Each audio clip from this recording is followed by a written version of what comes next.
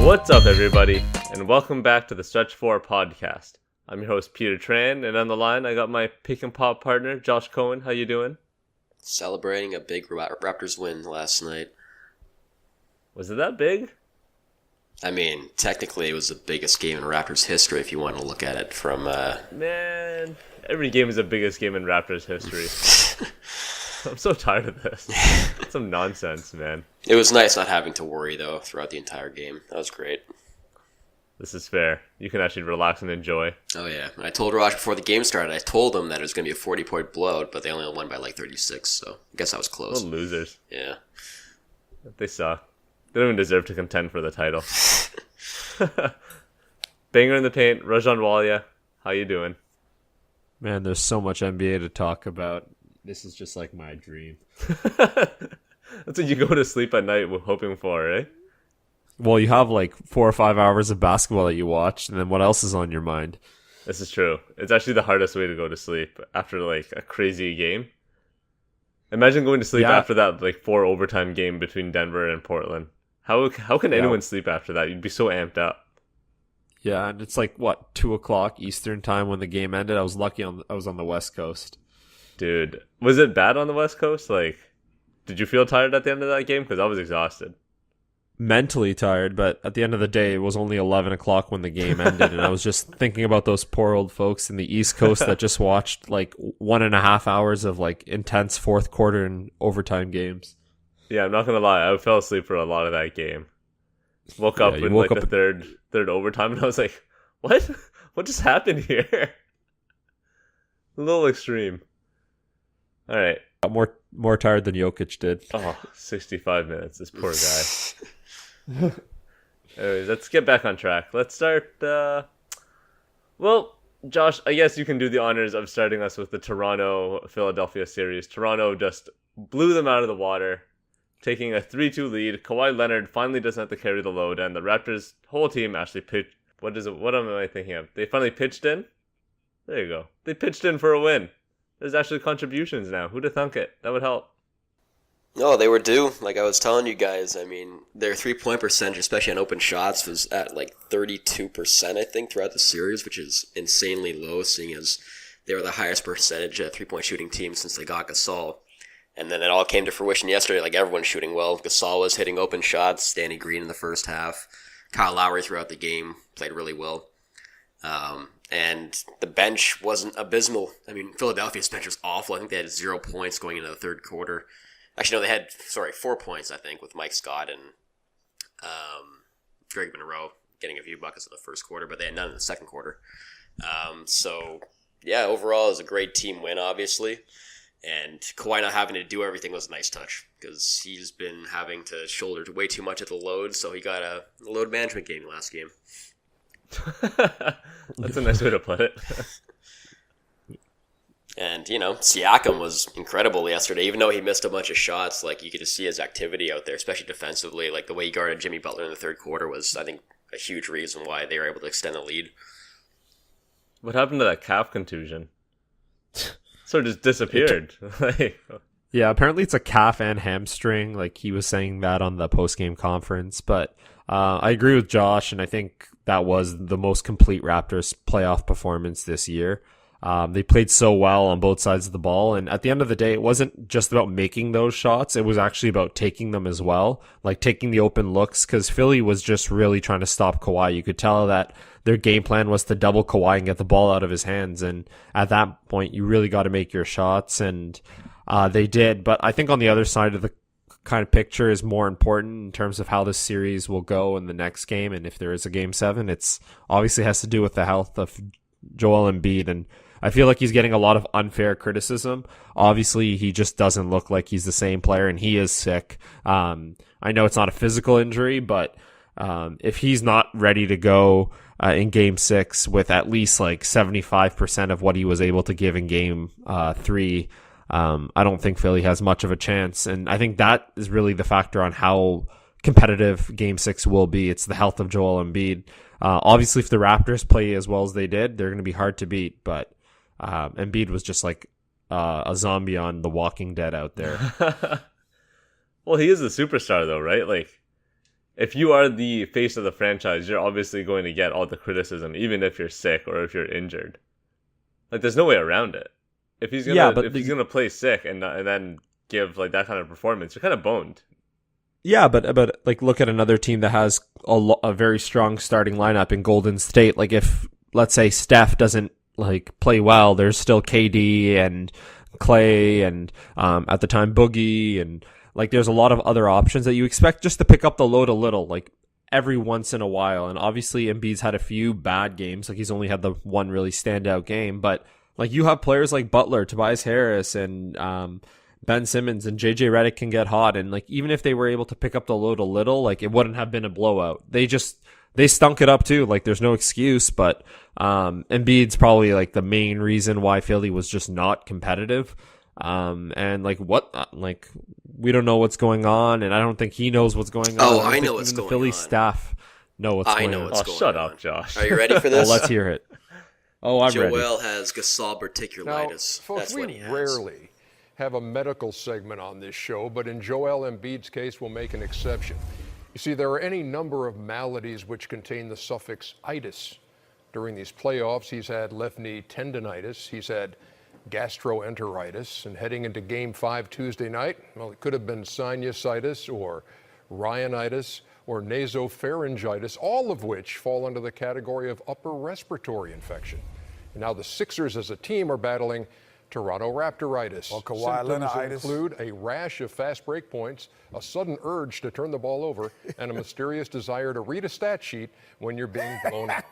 We go to the highlights from Toronto. Gasol just owns him. It is what it is. Gasol knows how to defend him and defend him without fouling too, and he can't move him. Most guys, like especially in the first playoff series, he was going against Ed Davis and Jared Dudley and Jared Allen, and he would just body them and get to the basket easily. But against Gasol, he can't do that, and that's why he's shooting so many threes and staying on the outside. But the other point... No. What? Relax. Where was this when he dominated Marc Gasol in like Game 2 or Game 3? And 3. It's been 5 games now, and he's struggled in 4 of the games. It is true, but he's also Game 2, he had like He's 13 getting points. He's getting IVs literally before and after the game. That's just excuse. like he's not sleeping. Like He at the literally end of has the the day, shits during games, Josh. Like, come on. Excuses. It's everything. Oh, It's get outta something every here. series. I mean, last series it was the knee. This series it's the sickness. I think one point that TNT had to bang on last night, listening to Charles Barkley and Shaquille O'Neal. They actually had a good point yesterday, in that your best player can't walk into the arena by himself with his head down, looking all depressed. And, it goes back to that saying, like, you never let him see you sweat, right? I mean, he has to be the leader on this team. And despite the sickness, he still has to show up and provide energy and do the things that he normally does on the defensive end. And he was a ghost yesterday. He was just letting Gasol just fire away from 3. No, we agree with that part. Like, obviously, when he was on the court, like, he wasn't an effective player. But, like, the fact that, like, the expectations for him to carry the load being sick, I think that's a little, like, unrealistic. And there is some floating theories, and, like, people say, like, oh, like, what's really going on with him? Like, is it the knees? Are they trying to mask the knee problem with, like, a bunch of different, like, infectious stuff? But at the end of the day, like, he didn't look like the player he was. And if he doesn't in Game 6, I don't think Philly has a chance. But if he can play at even 75% of his best performance this series, which was Game 3, I think they have a chance. And I think the series could end up going to 7 games. Obviously, the Raptors can play well and shoot Philly out off the court. But like, I think Embiid's health is probably the second biggest storyline. Obviously, you talked about Kawhi carrying the load, and like playoff Kawhi is a real deal. And I think no Raptors fan or no real Raptors fan will be upset if at the end of this season, however it ends, he leaves, because he's given them the best playoff performance out of any Raptor ever. And it's not even close.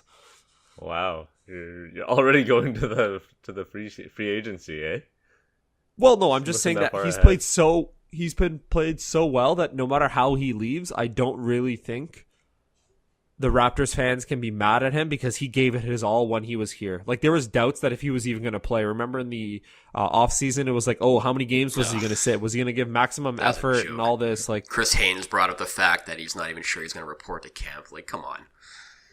yeah, of course. But, like, at the end of the day, we did worry a little about his health. Like, obviously, and, like, how many games is it going to take? Because he's, played, like, 7 or 9 games last year. And how much is he going to sit? And how effective is he going to be playing? Like, be able to adjust his minutes in the playoffs. And at the end of the day, like, he's exceeded all expectations. Like, in high school, this on his report card would be like 4+++++. Yeah, fine. I obviously agree, but yeah. Toronto fans will always come up with a reason to complain if he leaves. Let's be real. Yeah, gonna be but they don't something or have another. a good reason. Yeah, I'm sure I'll find something. On July 1st, I'm like, man, Kawhi, that guy, he didn't even play in like half of the games. What a loser. Yeah, those 20 games, we could have got the first seed, and then we would have had home court, and then we could have beat the Bucks. Oh, shots. Yeah, that's a little too much information. Implicit shots ahead of time. Yeah. My God. Yo, do you think that Danny Green actually continues to shoot this well? He was okay. pretty Relax. trash Okay, going first into of all, yesterday. he's been shooting like crap the entire playoffs. So this is a law of averages game. So I think next series when we play the Bucks and they give up the most 3-point attempts out of anybody, that's going to be Danny Green's series.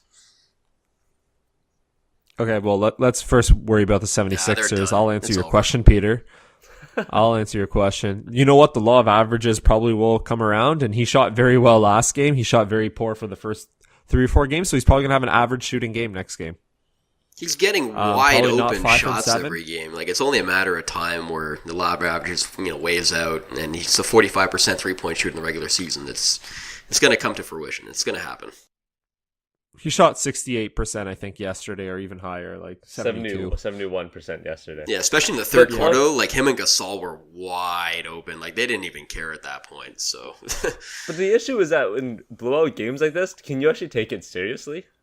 Like, I wouldn't even look at anything after halftime and consider it real ball or something to use for scouting purposes, because, like, defense or Philadelphia wasn't really playing defense at that point.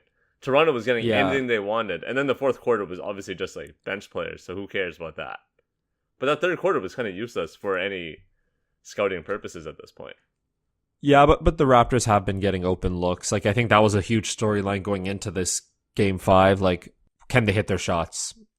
And yesterday they did, and when they did, like, I think Philly just couldn't keep up.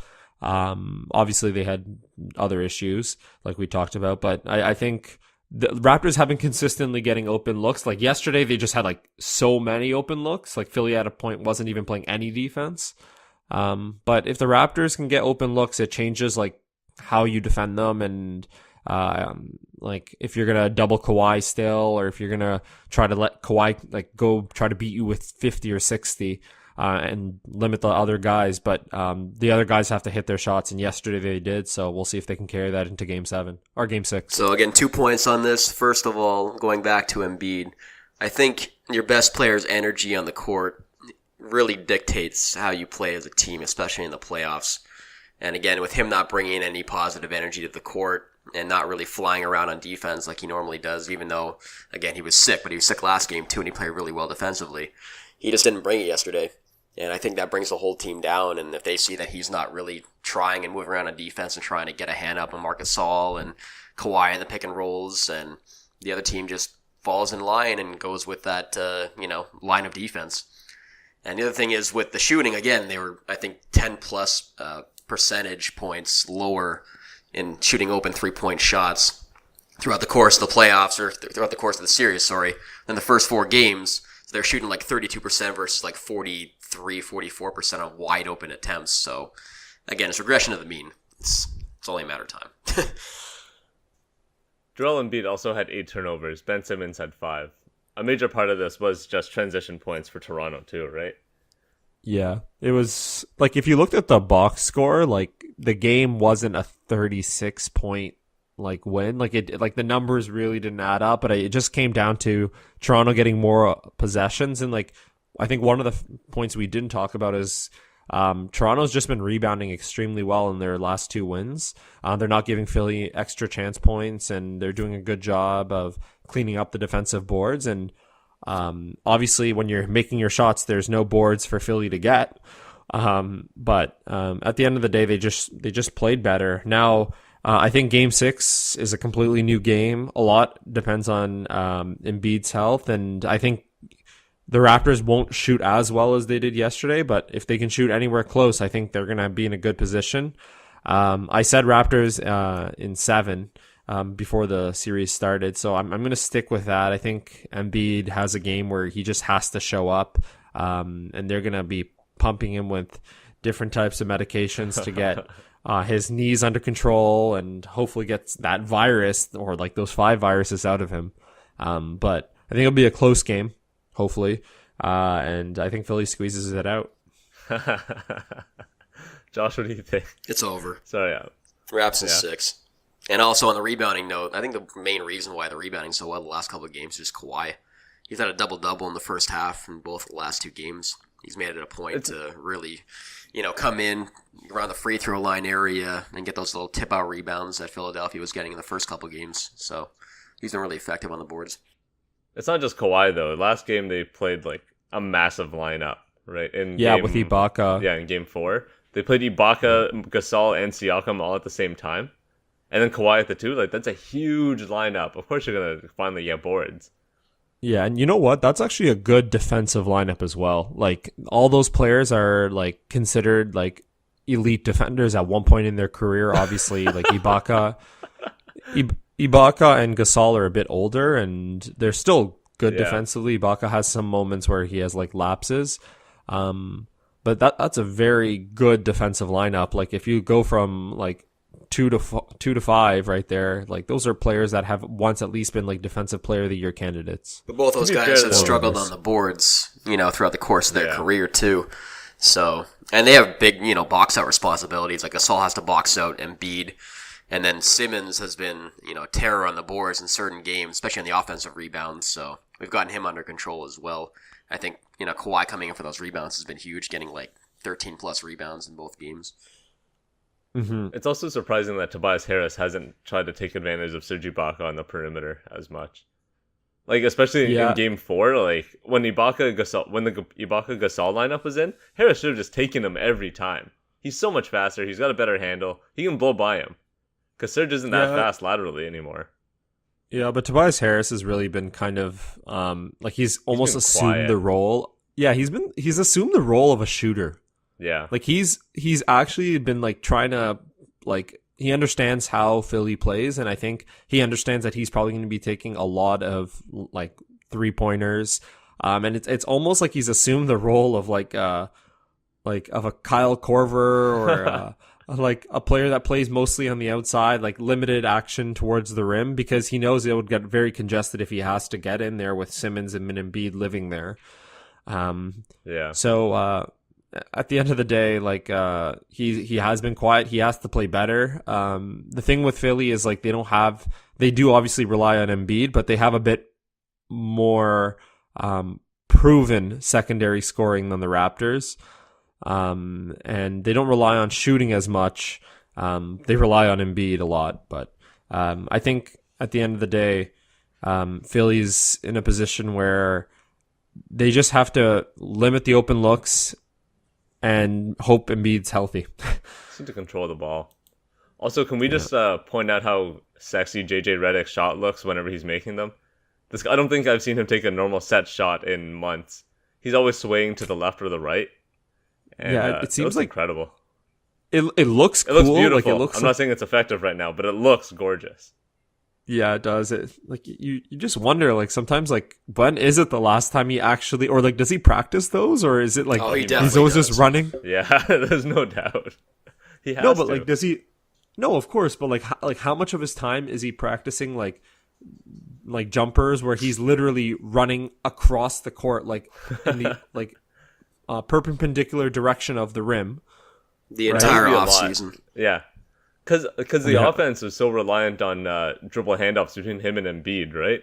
So if he's just swaying to the left or the right during the DHO, it's a lot easier to get his shot rather than having to set up every time. Yeah, it gives the time for the defender to Exactly. get a good contest. Yeah. Also, No. quick trivia: which of the Raptors had a negative plus minus yesterday? Jeremy Lin. One player. No, Jeremy Lin was +3, had 1 3-pointer on 1 of 2 shooting. I'm gonna say Fred VanVleet. No, Van Vliet was like +11. He actually played valuable minutes. This guy is like way on the deep on the bench. Eric Moreland. No, +3. Oh, Malcolm Miller. Yeah, 2 minutes, 0 for 1 from the field, -4. It's funny because like Raptors fans were, going, Nick Nurse on playing him instead of Norman Powell or Fred VanVleet because he has size and he can shoot, but at the same time he was a G-League player this season, so it's probably not best to put him in a playoff series. He's not ready for that. Nah, I'd rather play Jody Meeks or Pat McCaw before Malcolm Miller. At least they've played in real games. Yeah, and can we all just real quick before we switch series, a shout out to Greg Monroe's 3-point attempt and the subsequent yanking him from the game and not playing him another minute. He almost broke the backboard. He's got to do what he's got to do. They're gonna leave you open. You shoot. Yeah, I think one thing on a serious note is Siakam was getting. They were giving him like the wing threes, like pretty much the whole game, and like he's more of a corner three spot up shooter. But I think in the game, like they were playing off him quite a bit. Like they were trying to like test his calf, and they know that a lot of his game is about being aggressive and getting to the rim. But if he can expand his 3-point shooting to hit those like those threes at the 45-degree angle, like he'd be a lethal player. Oh, if he already isn't. He will this summer. Yeah, he will. All right, let's stay East, just so we can do this a little bit more efficiently. This should go up before the game tonight, so we're good to go. The Milwaukee Bucks have taken a 3-1 lead over the Boston Celtics, and Kyrie Irving keeps on saying, who cares? Who cares if I shoot poorly? It's whatever. I should just shoot more next game. I'm going to shoot 30 shots instead of 22. This Boston team just looks like it's completely imploded, and Giannis is just dominating them from beginning to end. You mean George Hill and Pat Connaughton have dominated them from beginning to end? Yo, I love Pat Connaughton, man. That guy is and so shout fun. out to George Hill. And George Hill, yeah. Yeah, George Hill is saving Eric Bledsoe's ass this young. postseason. He looks young again. He's going in for pull-ups. He's going in for like dunks down the middle of the lane. If he wasn't playing this well, it would be 2-2 right now, and people would be killing Bledsoe for his performance. But what about Chris Middleton, the actual second-best player on the team? Yeah, he hasn't played well the last couple of games, but again, it hasn't mattered because those two guys have shown up on the bench, and Boston's bench hasn't stepped up at all. Gordon Hayward has been a complete ghost in the last couple of games, and their playoff performance sort of ebbs and flows with him. I think when he plays well, obviously in Game 1 he played really well, and he was more involved in the offense, and the last couple of games he's played spot-up shooter and guy who's only drove to kick the ball instead of be more aggressive. I think he's only had maybe less than 10 points the last 3 games. And, Boston's just all out of sorts right now, and everyone was talking about the regular season Boston team and that they wouldn't just be able to turn on the playoffs, and now we're seeing that, unfortunately. I'm not going to lie. I thought they had turned the corner on this, towards the end of the season. The chemistry actually looked good. And then to just sweep Indiana, I was kind of confident. Obviously, I predicted they would win, and they're not going to at this rate. But they looked so much better before. I don't understand what it is about Milwaukee that's just stopping them. The length? Giannis finally just realizing that he can just body anyone that he wants? Bledsoe's defense? I think it's the tempo. I think Milwaukee pushes the ball, and I think that Boston has to really worry about that transition game. And there was, I think, 6 or 7 shots that Kyrie took. We didn't spend too much time talking to him, but I know that we're going to spend a good segment of this series talking about Kyrie as well. But I think Milwaukee's that type of team that if they're playing good defense or if you do a bad shot, they're going to kill you in transition. And Milwaukee, after the first game, kind of really made that adjustment, and I think Giannis took it personally, just getting to the rim. I think he's averaged something like 16 or 17 free throws over the last 3 games. And at the end of the day, I think Boston is they have some internal turmoil. I think that's probably more of what's happening with Boston than what Milwaukee is doing. I think Milwaukee is just like a team that has players that know their role. They have adapted to their role in the entire season. They know how to perform at a high level in their specific role, and they're a well-oiled machine. And Boston's like pretty much the complete opposite. Like a bunch of players who don't know their roles, don't want to like accept the roles they've been given. They haven't been playing in their roles for a while. And like, I think a lot of people just expected Boston to figure it out in the playoffs, and like with adversity that they would forget their internal turmoil. And it's kind of been like the complete opposite. Like you could just tell that a lot of the players, aren't really playing as a cohesive unit, and they're not playing for each other. They're playing for themselves.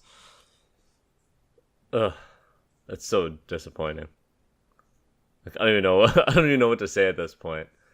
Can Al Horford actually do anything against Giannis? Because after game one, Giannis just realized that, this is Al Horford. I'm just going to go around him. Or I'm just going to literally go over the guy. And Horford just looked like a step or two slow compared to Giannis. Obviously, they're completely different animals physically, but still, Horford throughout the whole year was, one of those guys that knew how to play defense on Giannis. He would always just slow him down in the paint. But now he's not really doing anything defensively. He's sort of just standing there and hoping it's hard. He's a body. Yeah, well, it's hard. Like, especially when Giannis is shooting 45% from three. Like that's a huge stat right there that I think it makes it very tough to defend Giannis now. Like if you were relying on him shooting like 20-25% from three, that maybe was earlier in the season he was shooting that rate, like it would be a little easier. You would give him the shot, you would give him a bit of space and force him to shoot, or let him reset the offense, and like that would take time off the clock. Now he's hitting his threes, and like how do you defend that? Like, do you let him just go in for the two, or he's shooting like an incredible rate? He's shooting better than Kyrie from three. Yeah, but Boston will give that up though. Like most of the shots he's taking are uncontested looks, and he's not a good spot up shooter. Like he's taking a couple of dribbles and going into a 3-point shot, and he has hit them to his credit, obviously. But I think the biggest adjustment the Bucks have made is getting him more screen and roll action, whether that's with him and Brook Lopez as him as a ball handler, or as the roll man with Chris Middleton. That's been the most unstoppable play for the Bucks. So I think they're going less ISO with Giannis up top because it's a lot easier to sink in on if you're a perimeter player, which is what they were doing in the first game and the second game really. But the last couple games, they've given him a head start in pick and roll action, and he's getting the ball at 18 feet on the run instead of having to take the ball from the 3-point line and go against 5 guys. Even if he gets past Horford, He has a few guys waiting for him. So that was a big adjustment, and Boston really hasn't been able to defend that at all. And I think the other reason why they haven't been able to defend that is there was a couple clips going around Twitter, especially in the fourth quarter, where Kyrie was pointing at guys on the court like Morris and Horford to switch off to different guys in order for him to guard Giannis or Middleton. There's about 4 or 5 different clips throughout the course of the late third and early fourth where he was like, I'm taking these guys. I don't trust you guys anymore. And Giannis scored every single time he got switched onto him. I don't think it was that he wanted to switch. I think he was just too lazy to stay with his man. No, I think he wanted to switch. I think he got to his head. No it was way. like one of those street things, You're playing street ball, and one guy's scoring on one of your teammates. You're like, you sure you want to guard him? I'll take him this time. And then Giannis just went through. Yeah. And what are you There's thinking? no way Kyrie, there's a foot difference of height between the two of them. there is, Let alone there's literally 100 pounds of weight. It's There's no machismo, way man. that It's he thinks. machismo. Oh my god. I thought it was the exact opposite. I thought he was just being lazy on defense. It didn't look He that didn't way. wanna The way run the to his plays, man. came to fruition, it seemed like he just wanted to guard the best players that were on the play. Also, Kyrie has in his head, I think he has a little big man syndrome. Like he wants to be the top dog. Oh, no doubt. And he wants that responsibility, and he wants the storybook ending and the storybook written about him. And he's obviously a very clutch player. Like we all remember, his 2016, finals performance. But I think one big thing with him is he's really not done a good job of helping his team get good looks. Like we talked a lot about Kyrie and obviously Giannis, but there's some players last year that were, I think, severely overperforming, and where are they now? Cough, Jason Tatum. Like these players have to show up. Like at the end of the day, the Bucks score a lot. They score like 110, 120 a game. Boston's not really going to be winning many games if they're barely hitting 100. And you need like Tatum to go for 20. You need Jaylen Brown to go for like 15. And obviously you need big games from Kyrie as well.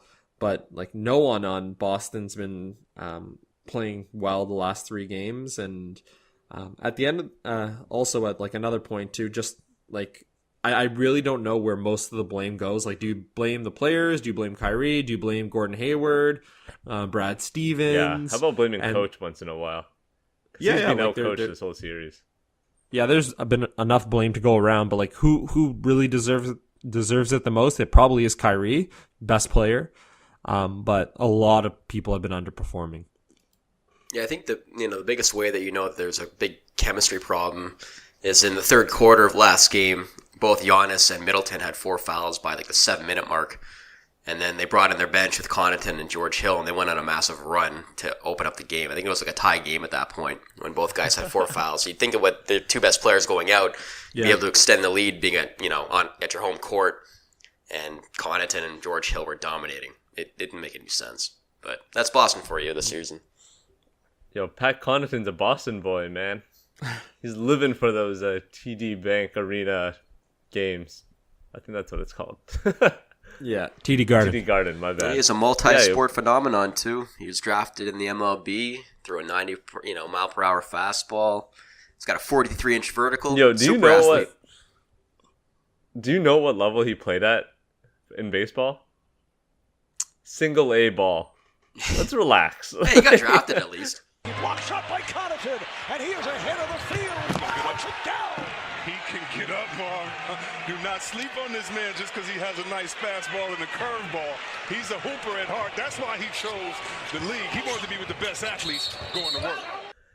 Yeah, the single A ball. Yo, the MLB is sort of like the NFL, man. They have like 40 rounds of drafts, okay?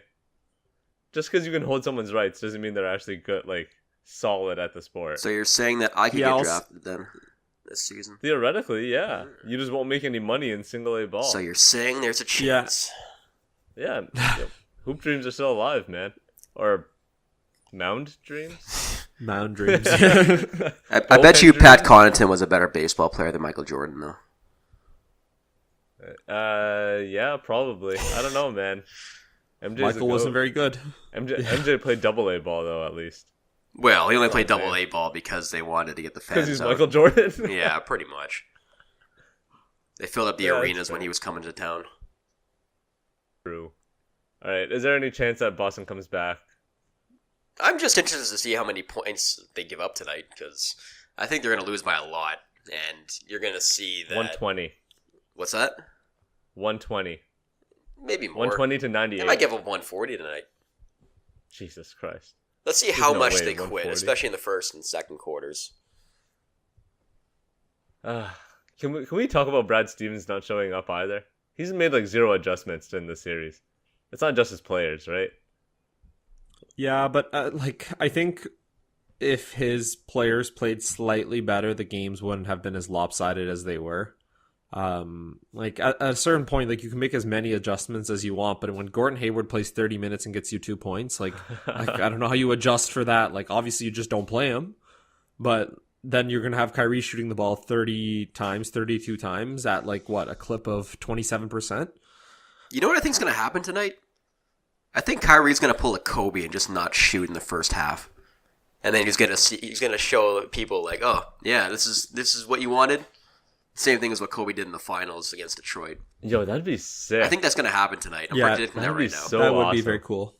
Yeah, at least it'd be entertaining. And then stupid dog. Kobe heard his name. For real. I think in this game, I think it will be actually not a close game, but I think it will be relatively close. I think the Bucks still win.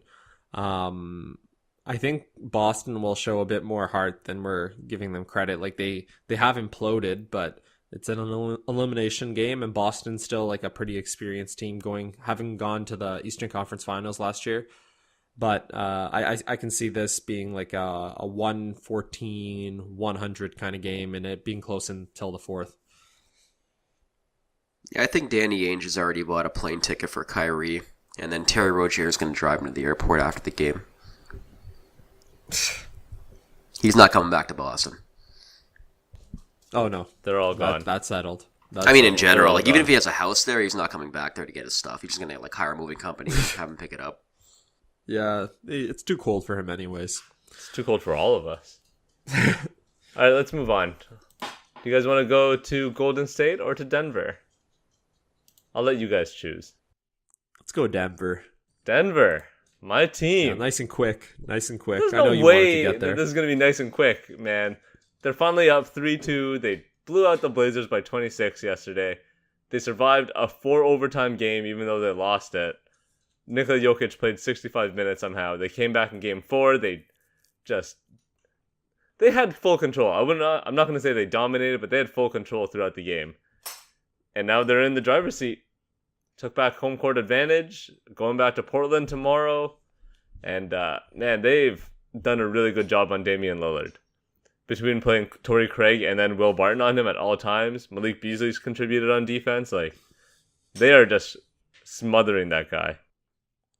Yeah, I think actually, funny enough, I think the series really changed in that 4 overtime game for Denver. Even though they lost that game, I think they discovered that they had Paul Millsap on the court at that point in the game, and they were like, you know what? This guy is pretty much unguardable for Portland because they have no player that's his size, his physicality, his strength on their roster. And even though they lost that game, they were giving Millsap a lot of looks late in the game with Jokic being pretty much dead tired. And he was scoring at will, and I think they took that kind of little 10 minutes of him playing exceptionally well, and they're like, you know what, why don't we just use him in game 4 and 5? And Portland's had no answers. I don't see them having an answer just because you can't really add anyone to your roster that can guard him. And it's really been smooth sailing from that point on. I think Millsap's really been the X factor this season, this series. Obviously, Jokic and Jamal Murray have been balling out and playing exceptionally well. You expect them to play really well, but you needed someone else to really be that third option. And Paul Millsap's giving you that production. And feel a little bad for Portland. They had such a great series against OKC. I think Dame's actually been trying a little too hard, but it's very tough when you have players like Aminu and Harkless who are very inconsistent supporting you. So I think this series has been entertaining, especially in the 4 overtime game, but I think Denver's figured it out. Yeah, Kitchener legend Jamal Murray has been unbelievable this series.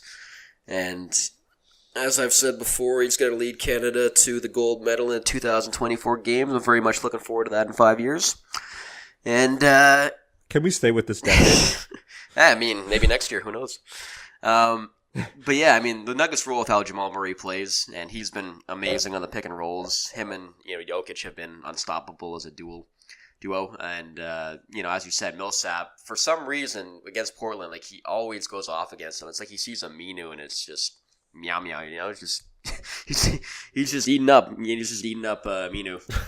It's meow mix for him, What was that? What does he do? Yeah, I didn't hear it. Can you say that again?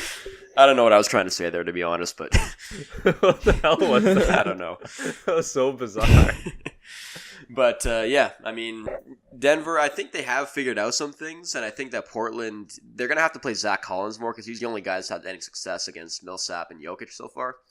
And, Aminu hasn't really provided anything on either side of the ball. They thought that putting him on Jokic would be able to slow down the pick and roll with him and Murray, but even Murray last game just went off against Aminu on the pick and roll. He had a couple up and under plays where he got to the basket against him, and he's just been a huge negative for them. But when Zach Collins has come in, he's provided a boost, and he's really tough on defense as well, even though he has a massive weight disadvantage against Jokic, obviously, but he's done a pretty good job against Millsap, and he does try hard against Jokic. He's probably done the best job about anybody, and they figured out Enes Kanter, which I think is the biggest adjustment that Denver's made so far in this series, is that Kanter has been a big negative the last 2 games especially. So what are you proposing here? That they run Kanter and Zach Collins at the same time? It seems like it. I think that's the only solution, where Kanter has to be a big offensive force again, scoring 20-plus points like he did in the first couple of games. And then Zach Collins has to be the guy to, I think, defend the pick and roll against Jokic and Murray. That's gonna be like near impossible, though, man. You got to try something, though. You got to try especially- something different because whatever they're doing right now is not working. Yeah, also, like, especially if you're playing Zach Collins and a Cantor, like, you're really limiting Dame's and McCollum's ability to attack the rim with those two big bodies inside. And it just makes them easier to defend. Like, who's going to give you that outside shooting? Is it going to be Harkless? As their other Yeah, about that. I mean, the other way they could go is just go all scoring and just have Curry start. And then you start all three guards together and you just try to outscore Denver. What, they would get bodied so hard, though. I mean, they're already giving up so many offensive rebounds. You might as well just go all the way with it, right? Yeah, it's they're just in a tough position, especially with the Nurkic injury. Like, I think the series would be a lot more entertaining if Nurkic was healthy. And again, I think Denver's figured it out. Like, they've also had just good scoring. Like, I think Gary Harris has had really two good games, solid defensively and offensively, and I think they're rolling. I think Dame is going to have an exceptional like 30 to 35 plus game if they even have a chance on Thursday in Game 6. And even then, I don't think that might not be enough. And I think Denver's pretty much sealed the deal just by the way they've played, and I think Portland's kind of a little hopeless now. Damn. I Josh, do still you sort feel of think that that too? Portland's going to win the next game, though. Yeah, it's something about playing at home, right? Like, a lot of your role players will step up at this point.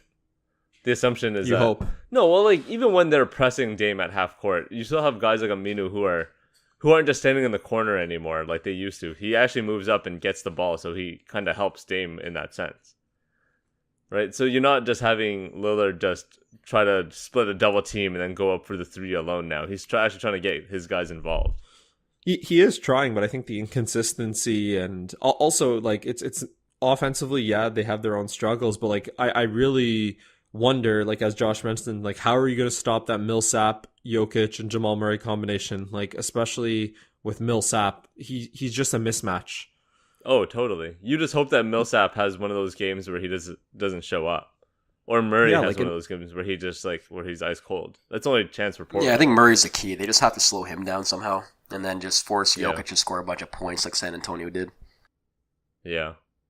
Also, can we talk about how bad Gary Harris has been from the perimeter? I don't think he's hit a single three this whole series. That's all right, though, because he's defending He had a Dame good- really well. So, I mean, you lose your legs No, doing he's that. taking McCollum most of the time though. No, Yeah, the last he's couple of on games McCollum. been on Dame a lot. Really? Yeah. Oh, I guess when Craig is out, right? Yeah, he's So they have played him a Barton on lot. McCollum Like, at Craig that hasn't time. played that much the last couple of games either because Barton's played pretty well. He's hit those big shots in the fourth quarter of the last game. Yeah. Not yesterday, but the game before. It was that 4 overtime game that got Barton going. And then after that, he's just been on fire. He was pretty Well, garbage the rest of the fire-ish. playoffs, but you need a guy like that off the bench that'll just keep gunning because he can change an entire series with his shooting. Irrational confidence, man. Yep. Each team needs one guy like that. Who does Portland have like that, though? I mean, so far it's been Rodney Hood, surprisingly. He's actually played really well this series. And, Portland, the one advantage they have had is off the bench, surprisingly, because Denver's, bench has been really good the entire year, but this series they haven't really shown up. Beasley's been a ghost. Monte Morris hasn't played well at all. I think he's just shooting like 10% from the field. Yeah, he's been awful. Plumlee's been bad. Beasley's been all right. Like, he's still getting his shots, and he's playing really good defense. That's all you really need him for. Yeah, but aside from he that, was it's really been good in the awful. first series against San Antonio, and then the series he hasn't really... I guess he hasn't played as much either, which affects your production as well, but... This is true. Who are the two Denver Nuggets who had negative plus minuses yesterday? Who actually played? Two of the guys did not play. Two scrubs? Two guys that you just mentioned, Josh. No, the Plum. Isaiah Thomas. Thomas didn't touch the floor yesterday. That's how bad it was in a 26-point victory. The Plum and Monte.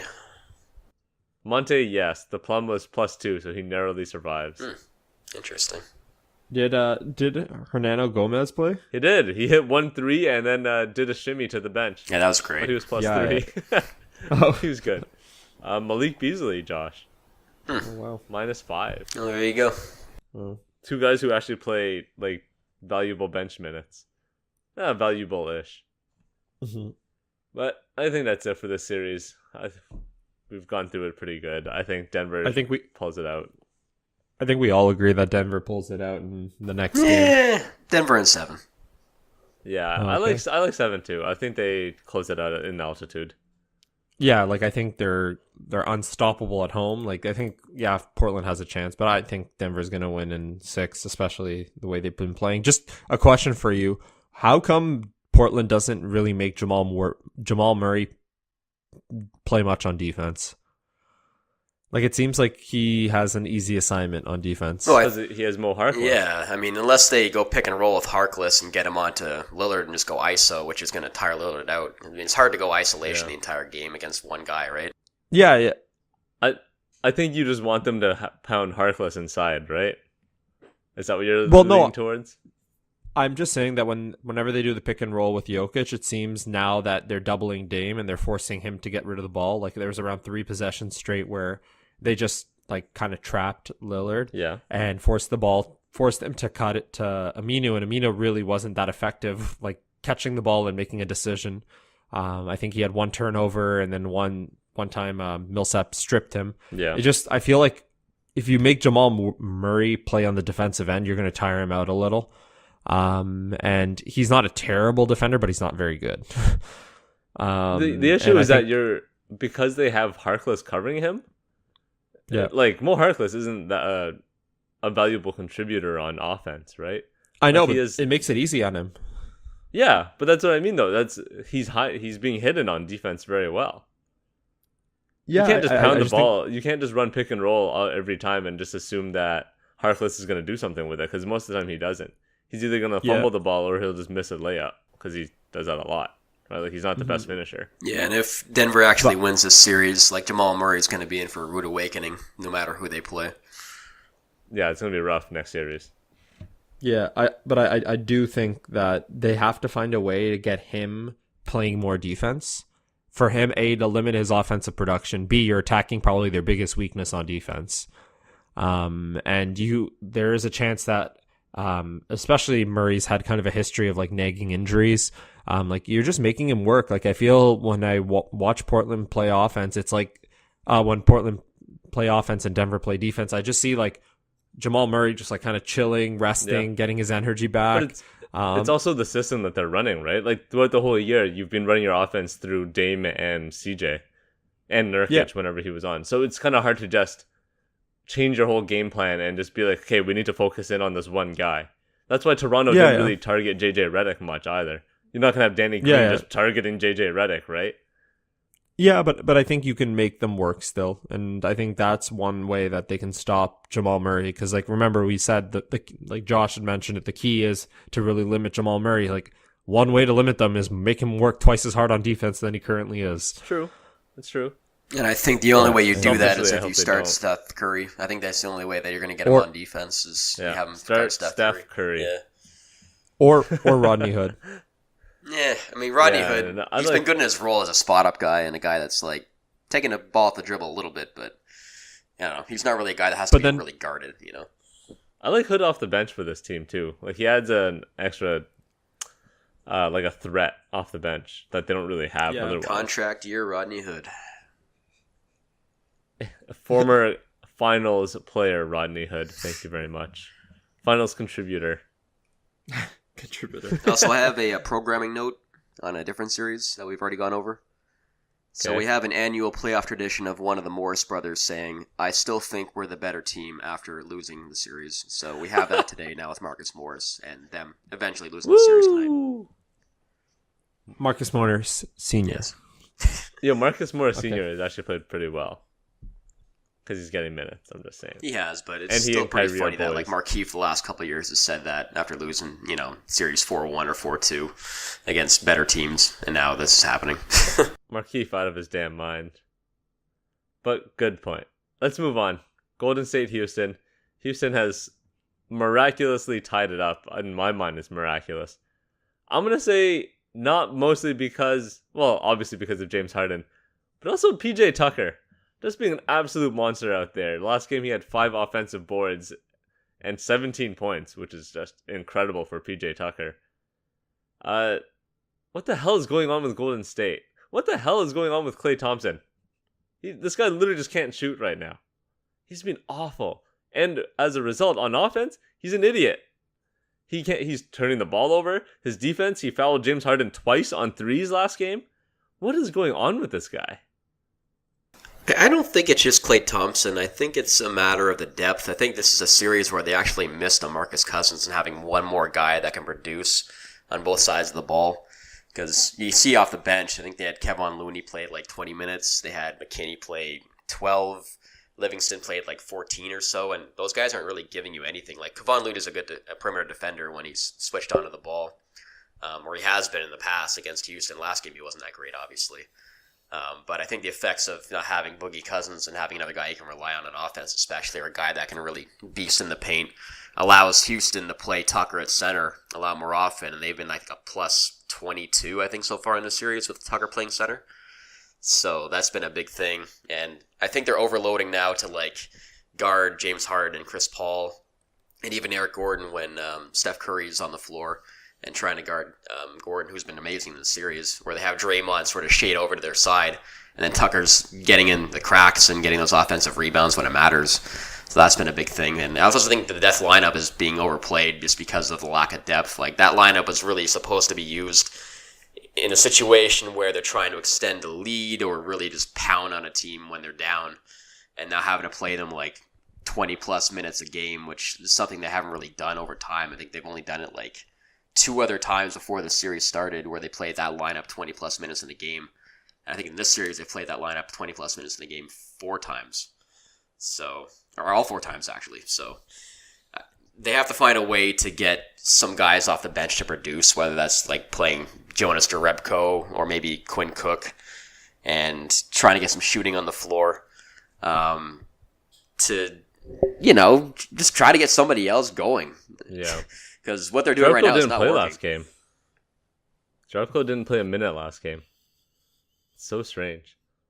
Yeah, I think the depth is a key issue. I think what we talked about in the Portland-Denver series is I felt Houston is kind of a team that's built to pick on the weakest defender.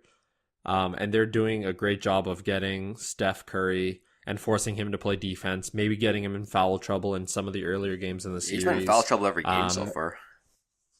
Yeah, and the reason they do that is they just pick on him, and then the fact that he has to play defense so hard makes him a less efficient player offensively, because at the end of the day, like, your energy is going to be drained. And they're doing a great job of just picking on him, and they're also, again, I don't want to get into this, but I just fucking hate the push-offs. Like, it's hard to play defense when 2 of their top scorers are constantly fouling the defense, and they're not getting called because no one wants to see that being called and the series being really a blowout.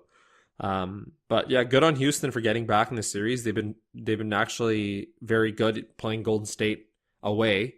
And this is actually a series that could go either way. The Warriors haven't been playing their best. I think we've all seen them play much better. I think with Klay, though, I think he's kind of getting, like, he's letting the mind games get the best of him. Like, he's worrying more about Harden's foul calls and the flopping of Chris Paul and all of this and that, and not worrying about putting the ball in the bucket.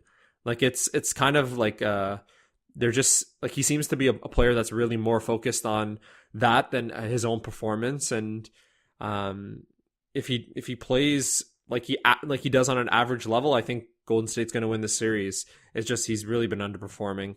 And I think shout out to PJ Tucker. Like, he's really been, I think, the X factor in this series. Like, he's giving them a huge boost on both sides of the floor, giving them versatility. And a lot of the times, if they're not attacking Curry on a pick and roll, they have Curry and Tucker matched up underneath the rim. So if they do shoot a 3, Tucker's going to get that rebound.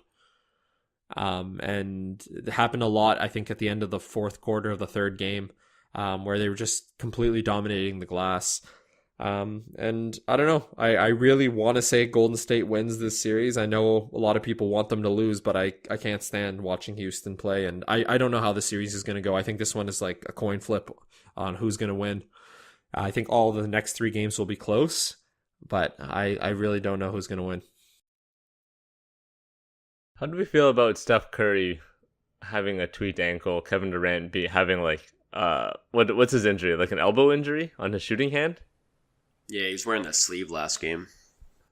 Yeah, and then he took it off, right?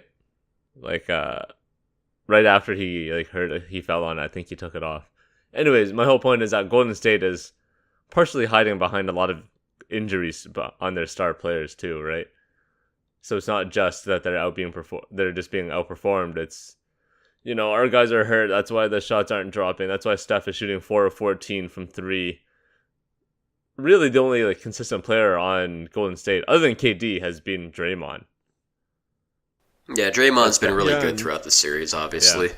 But as we said before with Embiid, if you're playing in the game, you got to show up. It doesn't matter what kind of injury you have or if you're sick, you still have to produce. Yeah, and it really does, seem like Golden State's worrying a little more about the officiating and the flopping, and Houston just being like a huge little thorn in the side of Golden State, and they're worried more about that than playing the game. I feel like half the time they're complaining to the refs, the other half they're like, man, this guy's flopping, this guy's just annoying, PJ Tucker's going over the back, and just play the game. Complaining about over the back is so funny to me. What a ridiculous foul call that is. I can't. Oh my god, he out hustled me. How can you let him out hustle?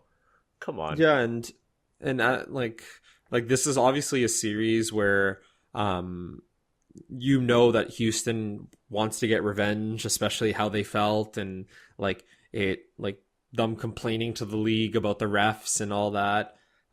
It just seems like Golden State's worried about all the extracurriculars instead of what's happening on the basketball court. And obviously the whole KD, is he going to leave saga? That's looming. Clay in free agency. Just play the game, win a championship, and then worry about all that stuff after. Yep. I could not agree more. There's a report now out of Warriors camp that Klay Thompson is reportedly unhappy as he's tired of sitting around and getting the crumbs left behind. Yeah. That was Who reported that? It is Warriors on NBCS.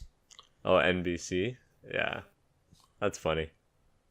Yeah, obviously the team dynamic has changed a lot since KD has arrived, and it's even shifting more and more. I think this playoffs has kind of almost been it's been asserted that this is KD is going to get the last shot, or he's going to be the player they play through in the last 5 minutes of the game. Yeah, it's got to be hard for Steph now too, right? Yeah, he's definitely taking a back role, and at the same time, Steph's getting picked on defensively, and obviously he's not going to become an exceptional defensive player, but he's putting himself in bad situations where he's playing with 4 fouls, and you can't play aggressive, and he's also just being crowded out of his airspace. And shout outs to Houston. They're playing well. Don't like their style, but they're playing well, and they're executing.